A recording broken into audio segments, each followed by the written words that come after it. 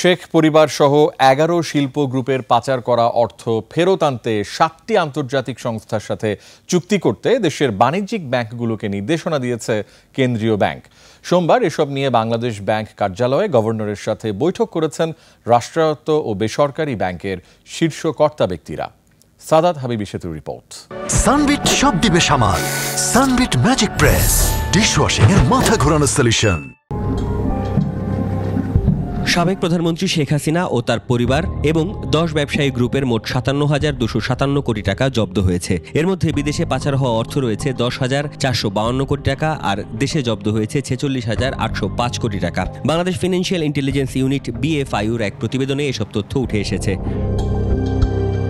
BFIUর সবশেষ প্রতিবেদন অনুসারে তদন্তের আওতায় ক্ষমতাচ্যুত প্রধানমন্ত্রী শেখ হাসিনা ও তার পরিবারের সদস্যদের বাইরে এস আলম গ্রুপ, বেক্সিমকো, নাসা, শিকদার, বসুন্ধরা, সামিট, ওরিয়ন, জেমকন, আর্মিটার, নাবিল গ্রুপের নামও রয়েছে। পাচার করা এসব অর্থ ফেরত আনতে দেশের বাণিজ্যিক ব্যাংকগুলোকে আন্তর্জাতিক ৭ প্রতিষ্ঠানের সাথে চুক্তির নির্দেশনা দিয়েছে বাংলাদেশ ব্যাংক।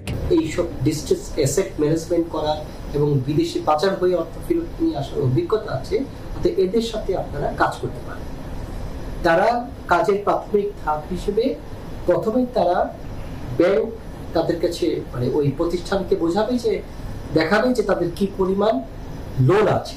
ব্যাংকের যে লোনটা হলো তো ব্যাংকের অ্যাসেট, এই অ্যাসেটটুকু ওই 12টি প্রতিষ্ঠানের কাছে কি পরিমাণ আছে। সোমবার কেন্দ্রীয় ব্যাংকের কার্যালয়ে গভর্নরের সাথে বৈঠক করেন রাষ্ট্রায়ত্ত ও বেসরকারি ব্যাংকের শীর্ষ কর্মকর্তারা। নির্দেশ দেওয়া হয় হাসিনা পরিবার সহ ১১ শিল্প গ্রুপের পাচারের টাকা ফেরত আনতে বিশেষ উদ্যোগ নেওয়ার। প্রাথমিক তথ্য সংগ্রহ, সেই সংগ্রহের পরে তারা ওই ব্যাংকের সাথে একটা কমার্শিয়াল চুক্তিতে যাবে অ্যাসেট রিকভারি। এই ক্ষেত্রে বলা হয়েছে যে ব্যাংক এই অ্যাসেট রিকভার করার জন্য ওই প্রতিষ্ঠানকে কোনো অর্থ দিবে না। আদায়কৃত অর্থের একটা অংশ কমিশন আকারে তাকে ওই প্রতিষ্ঠানকে দেওয়া হবে। হাসিনা শাসনামলে বাংলাদেশ থেকে অর্থ পাচার আর আর্থিক জালিয়াতির ঘটনা তদন্তে এবং পাচার হওয়া অর্থ ফেরাতে দুদক, CID, জাতীয় রাজস্ব বোর্ডের সমন্বয়ে মোট 11টি যৌথ তদন্ত দল কাজ করছে, যার সমন্বয় করছে Bangladesh financial intelligence unit BFIU।